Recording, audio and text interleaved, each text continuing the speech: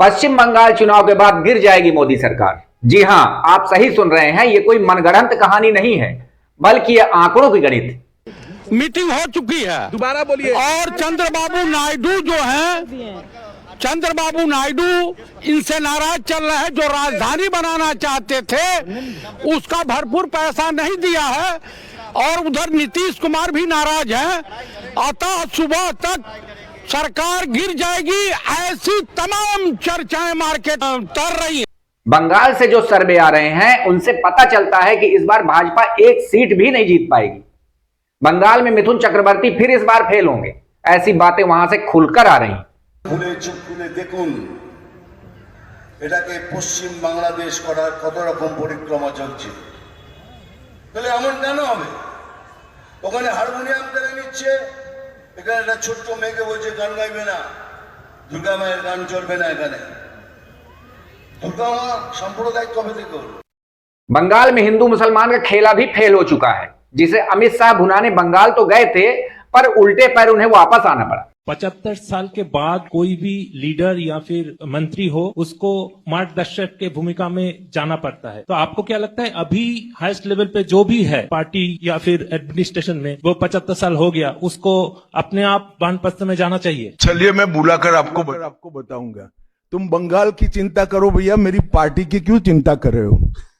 आइए जानते हैं बंगाल चुनाव का क्या असर होगा केंद्र की राजनीति में। बंगाल चुनाव हारते ही राज्यसभा में भाजपा और कमजोर हो जाएगी, ये बात तो तय है। भाजपा के कमजोर होते ही चंद्रबाबू नायडू अपने तेवर दिखाना चालू करेंगे, और बिहार के मुख्यमंत्री नीतीश कुमार, जिन्हें पहले से ही प्रधानमंत्री बनने का लालच था, वे प्रधानमंत्री पद मांगेंगे, जिससे मजबूर होकर मोदी इस्तीफा देकर दोबारा लोकसभा चुनाव कराने का ऐलान करेंगे। क्योंकि मोदी में अपार महत्वाकांक्षा है, वे इतनी आसानी से नीतीश कुमार को प्रधानमंत्री नहीं बनने देंगे। अगर ऐसा होता है तो 10,000 के लालच में जिन बिहार के वोटरों ने भाजपा नीतीश को वोट दिया और सरकार बनते ही उनके घर गिराए गए, वे भाजपा के खिलाफ खड़े मिलेंगे। तो जाहिर है बिहार में भाजपा को लोकसभा में करारी हार का सामना करना पड़ेगा। अब तो मैथिली ठाकुर ने भी बता दिया भैया कि 10,000 के कारण ही उनको वोट मिला था। देखिए ना, उनके पास अपना कोई मोटिव नहीं है।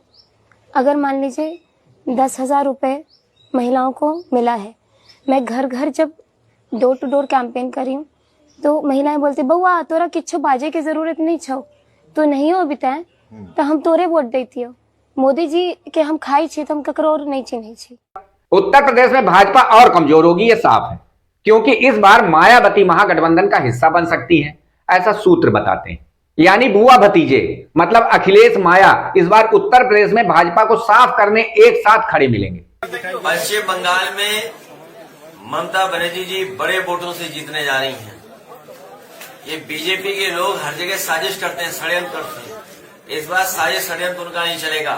बंगाल में हारेंगे और फिर यूपी में भी हारेंगे। मध्य प्रदेश में दलित बनाम सवर्ण लड़ाई जिस हिसाब से चल रही है, उससे भाजपा मध्य प्रदेश में जहां सभी सीटें जीतती थी, इस बार आधी ही रह जाएगी। महाराष्ट्र में अजीत पवार के तेवर तो आप जानते ही हैं। उड़ीसा के बीजू पटनायक पहले से ही भाजपा को पटकने की तैयारी में है। मतलब साफ है कि अगले लोकसभा चुनाव में भाजपा को करारी हार का सामना करना पड़ेगा। राजनीतिक सर्वे में सामने आया है कि चुनाव के बाद भाजपा 100 सीटों में सिमट जाएगी। उधर राहुल गांधी का जनाधार बढ़ता जा रहा है। अगर मध्यावधि चुनाव हुए तो कांग्रेस 200 से ज्यादा सीटें जीतेगी। ऐसे में महागठबंधन एक बार फिर सत्ता पर काबिज होगा और राहुल गांधी बनेंगे प्रधानमंत्री। मेरी इन बातों से आप कितने सहमत हैं, कमेंट बॉक्स में जरूर लिखिएगा। साथ ही मेरे चैनल को सब्सक्राइब करिएगा ताकि हमारे नए नए अपडेट्स आप तक पहुंचते रहें। नमस्कार।